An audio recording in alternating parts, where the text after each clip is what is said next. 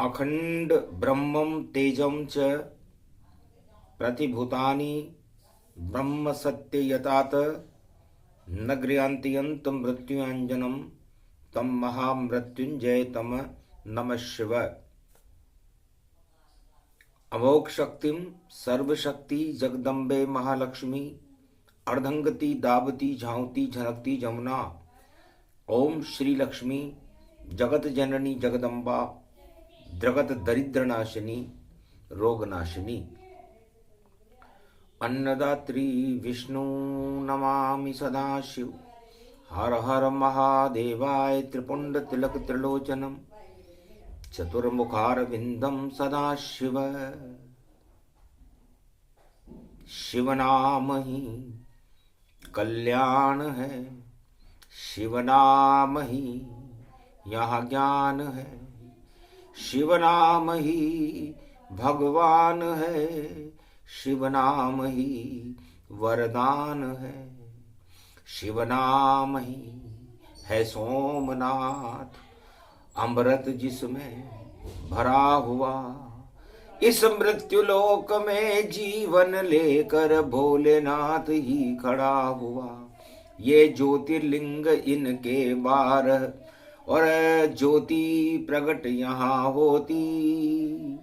कश्मीर से कन्याकुमारी तक भारत में प्रकटती है ज्योति। ज्योति से अंधकार हटता ज्योति प्रकाश कर जाती है। ज्योति जलती जब वैकुंठ में विष्णु की नाभि से अमृत प्रगटाती है। विष्णु की नाभि कमल रूप और शक्ति वहां खिल जाती है। सोमती पर्व जब पड़ता है तो भक्ति प्रकट हो जाती है। नवदा भक्ति प्रकट हो और कमल भक्ति खिल जाए। वैकुंठ में मने सोमवती क्षीर सागर के माय। नवदा भक्ति बनकर शक्ति वही शिव बन जाती है। वही वेद बनती है, ब्रह्मा मुख से वह प्रगटाती है। ये नाभि कमल है सोमवती और क्षीर सागर का अमृत है। इस मृत्युलोक में सब मृत हैं, बस जीवन है तो शिव ही है।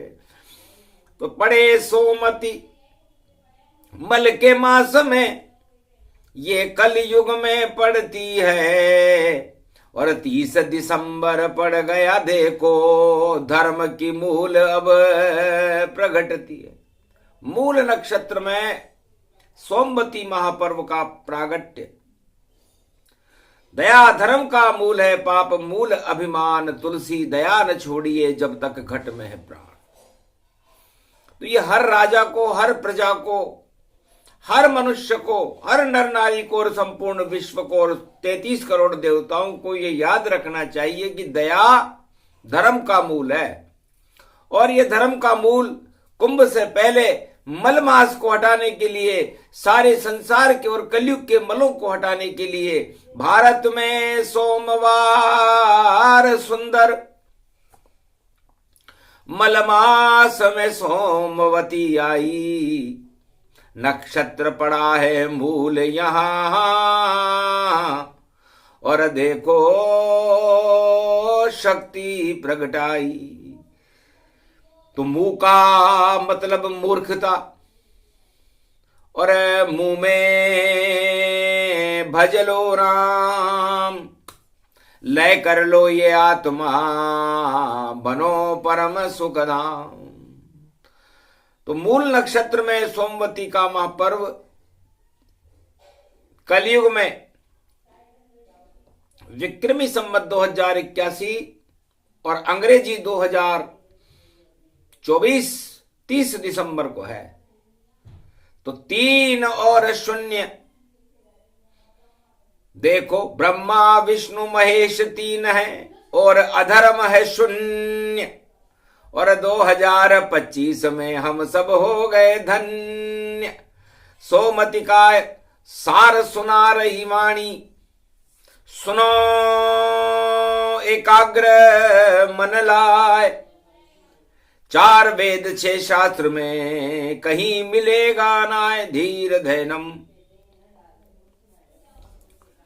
श्रवण पटे यतिवरा महावाक्य जनार्दन। सच्चिदानंद त्वं शरणं ब्रजेश। यादवेन्द्रम दयादाता पुंडरीक्षा क्षीरसागर शयनम। कमल नयनम नमस्तुते नमामि श्रीहरि। धैर्य से जिसको धारण किया जाता है, कर्णपटुओं से जिनका पान किया जाता है, ऐसे सच्चिदानंद भगवान श्री यादवेंद्र सरकार को मैं नित्य ही चिंतन करता हूं, नमन करता हूं। जिनको नमन करने से मंगल आदि मंगल तो हो ही जाते हैं, साथ ही में बहुत बड़ा बल मिलता है मनुष्य।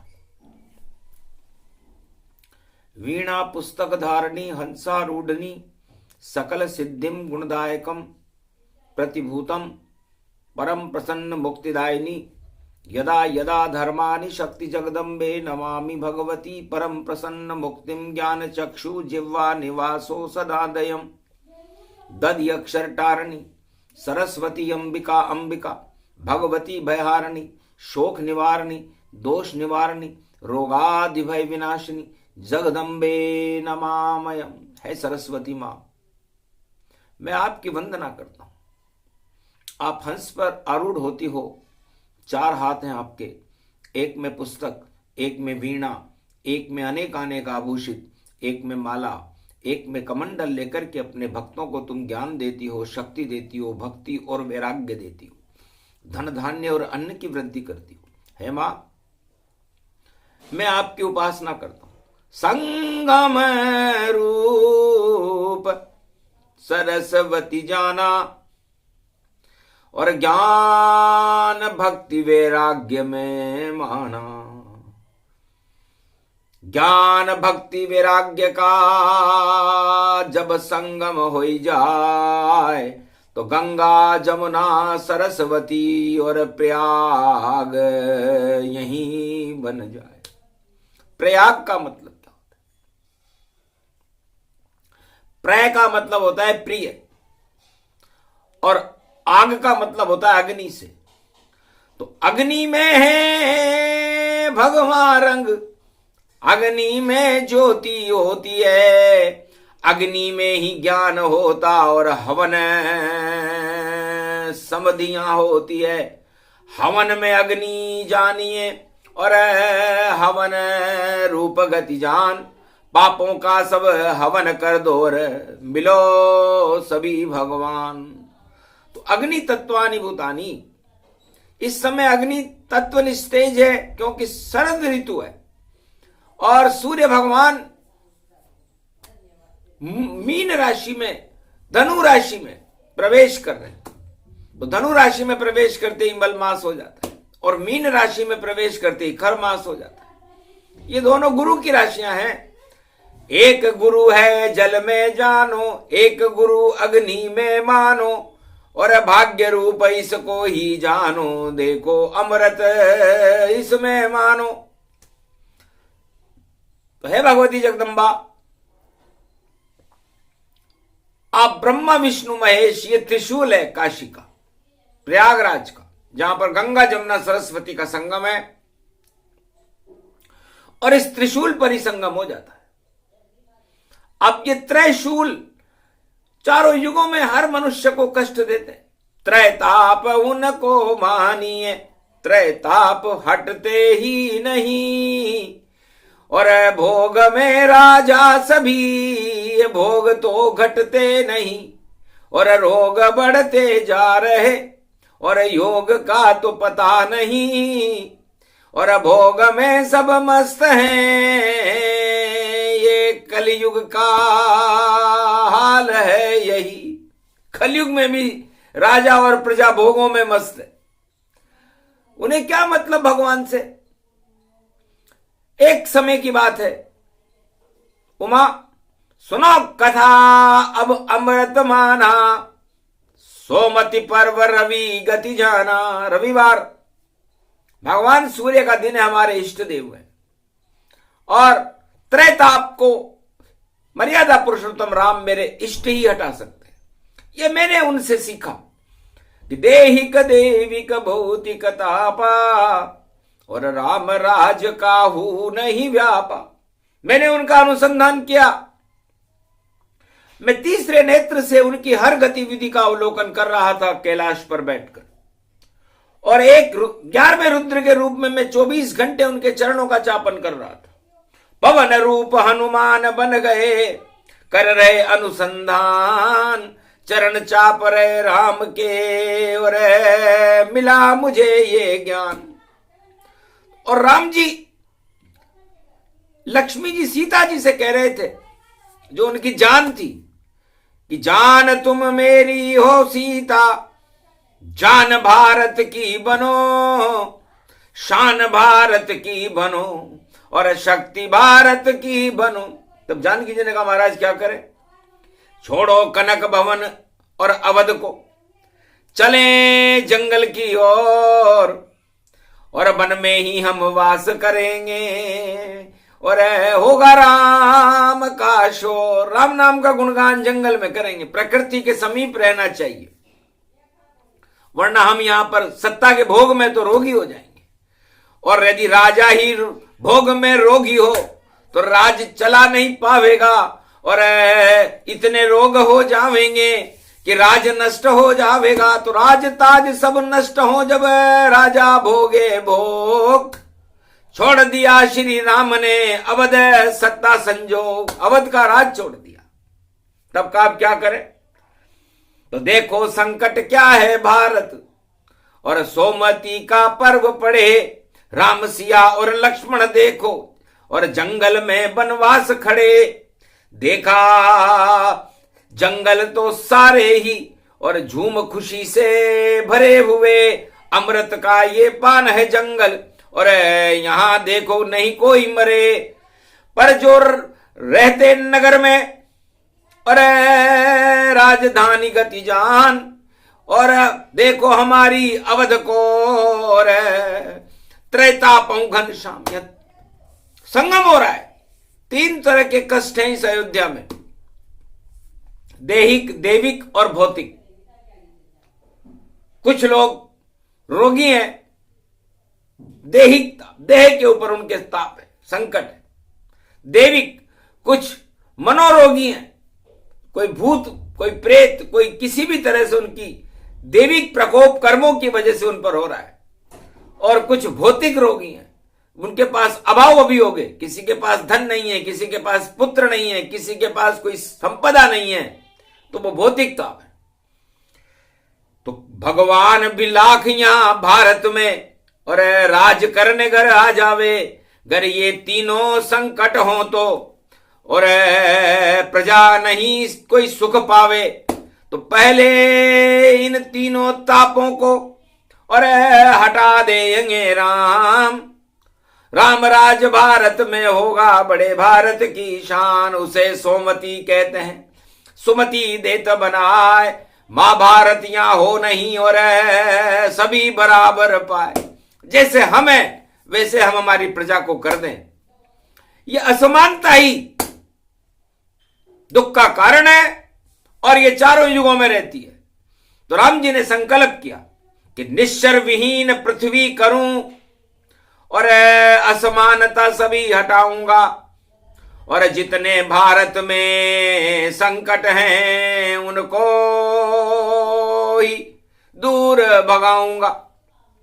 तो सोमती अमावस पर संकल्प राम का, और यही अमृत पान, और राम राज में संगम कर दिया, हटे त्रैताप तमाम। देहिक, देविक और भौतिक ताप। प्रयागराज में गंगा जमुना सरस्वती का संगम है, और भगवान शंकर के त्रिशूल में भी संगम है। भक्ति ज्ञान वैराग्य का संगम है त्रिशूल, ये संगम है प्रयागराज में। और सोमवती की मूल मूल मूल नक्षत्र में सोमवती पड़ी है। और कृष्ण राज में चंद्रमा और भोग ग्रसित गति पाए, भोगों में फंस गया चंद्रमा तो अमृत नहीं प्रगटाए। चंद्रमा को एक बार क्षय रोग हो गया। 27 नक्षत्रों में रोहिणी नक्षत्र चंद्रमा को सबसे ज्यादा प्रिय है उमा, और चंद्रमा हमारे मस्तिष्क पर शोभायमान रहता है, उसमें अमृत रहता है, और सोमवती भी अमृत का ही स्वरूप है। तो आखिर देखा गण है हमारा और मस्तिष्क शोभित करता है, पर भोगों में फंस गया चंद्रमा तो क्षय रोग से मरता है। हमने देखा कि हमारे आसपास कोई चीज मरती नहीं है। शिव परिवार में हमने किसी को मरते नहीं देखा। हम यहां पर 12 महीने हमारे यहां सोमवती रहती है, सुमति रहती है। तो जहां सुमति तहां संपत्ति नाना, और जहां कुमति तह विपत्ति भी नाना। तो भगवान शंकर कहते हैं कि शिव अमर ही इसलिए है कि वहां सुमति बनाकर रखते हैं। भगवान विष्णु अमर ही इसलिए है कि वो क्षीर सागर में, शांति के क्षीर सागर में शयन करते, इसलिए वह शांति से अमर है, और हम सुमति से अमर हैं। और ब्रह्मा 4 वेद, 6, 7, 18 पुराण, वाणी और श्रुति से अमर है। तो अमरत्व तीनों ही जगत गुरु, और श्री कृष्ण गीता से अमर हुए, और इस मृत्यु लोक में मरते मरते सारे राजा चले गए। जो भोगों में फंस जाए यहां, और लाख शक्ति हो उसके पास, पर पल भर में ही हो जाता है देखो उन शक्तियों का नाश। तो चंद्रमा भोगों में फंस गया उमा, रोहिणी के जा चिपका। तब राजा दक्ष की 27 लड़कियां थी, ये नक्षत्र उनकी लड़कियां ही हैं। शिकायत करी कि महाराज ये चंद्रमा हमारे पास नहीं आता, थोड़ी सी देरी रहता है, लेकिन रोहिणी में ये हमेशा उसके पास ही रहता है।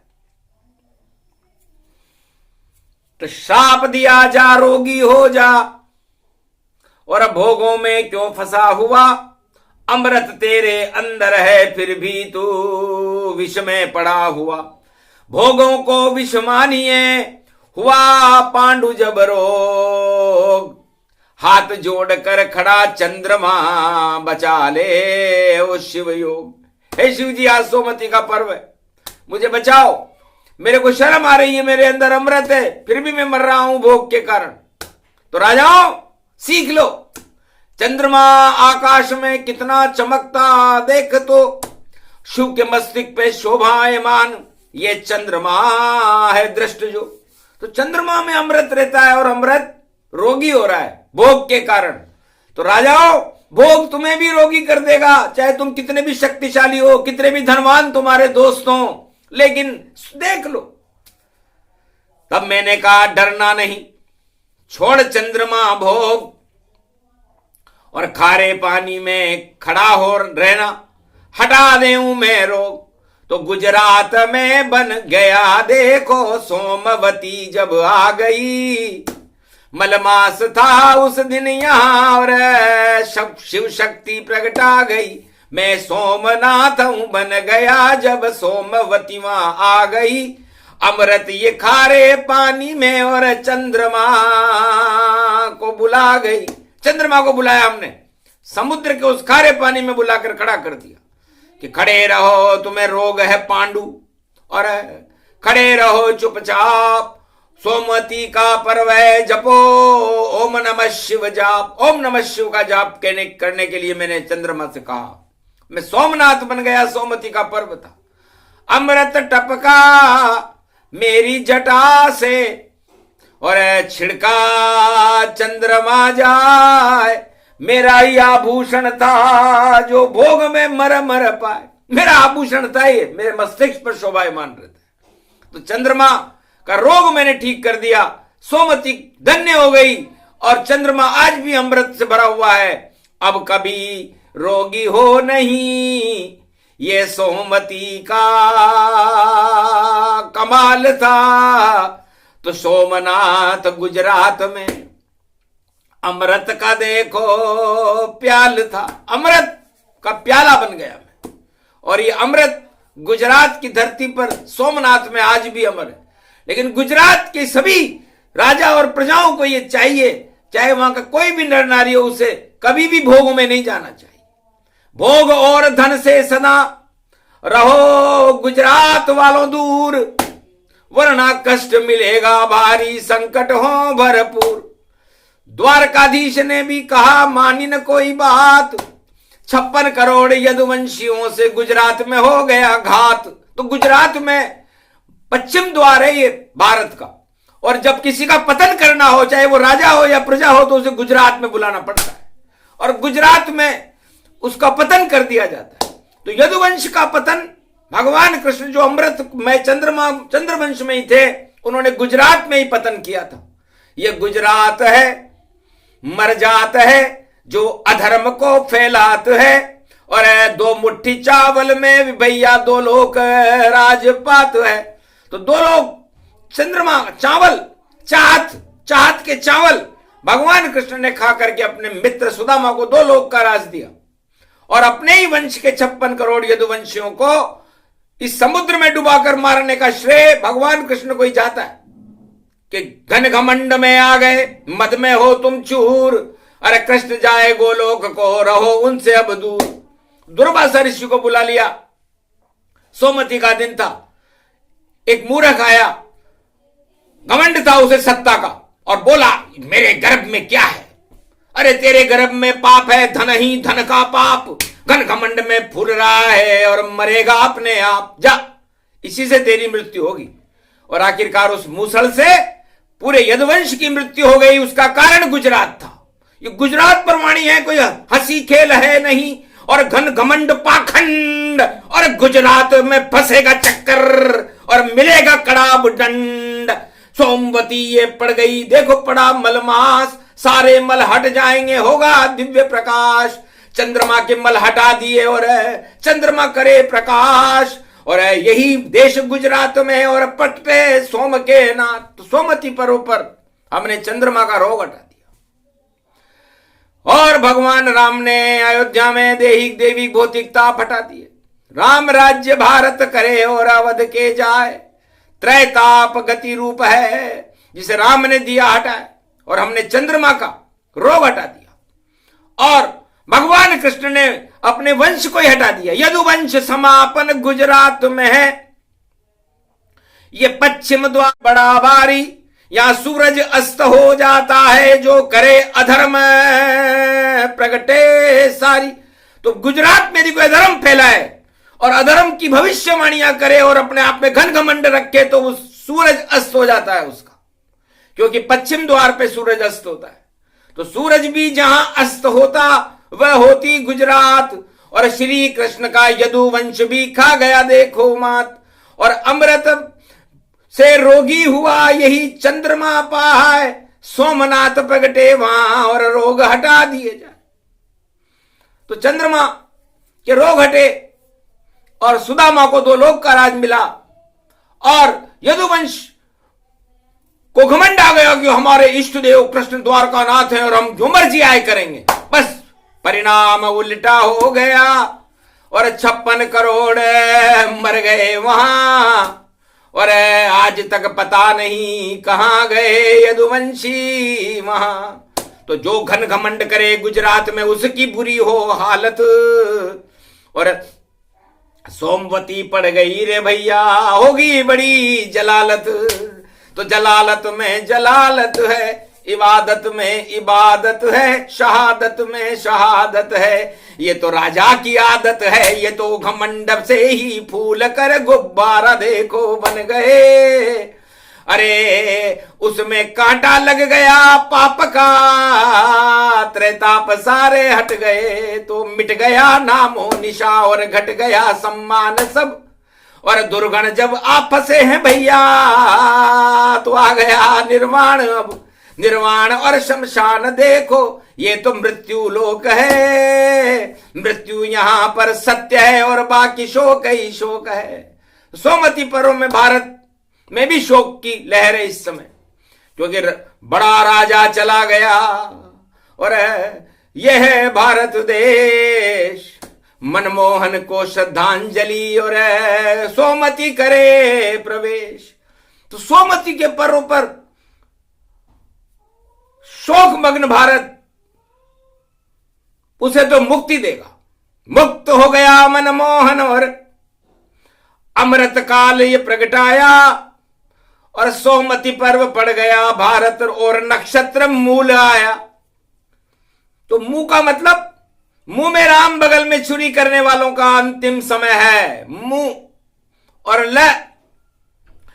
ल का मतलब लय हो जावे, जो कपट पाखंड दिखाए।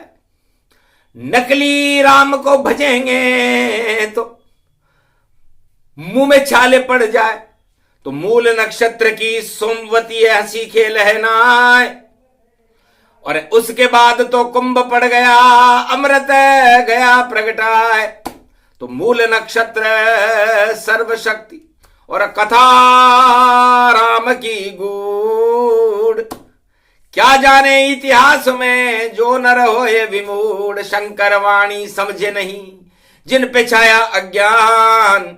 और सत्य सत्य बोले ये वाणी, ये है शिव भगवान। शिव भगवान की कृपा जब बरसती है तो रविवार को बरस रही है। आज रविवार का दिन है, सूर्य वंश का दिन है। तो भारत चमके सूरज जैसा, अंधकार सब हट जावे। और त्रैताप पड़े हैं भारत में, सब मिट्टी में ये मिल जावे।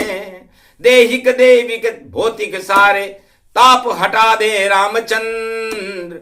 और 100 वर्ष 21वीं शताब्दी में और राम स्वयं भारत हुआ।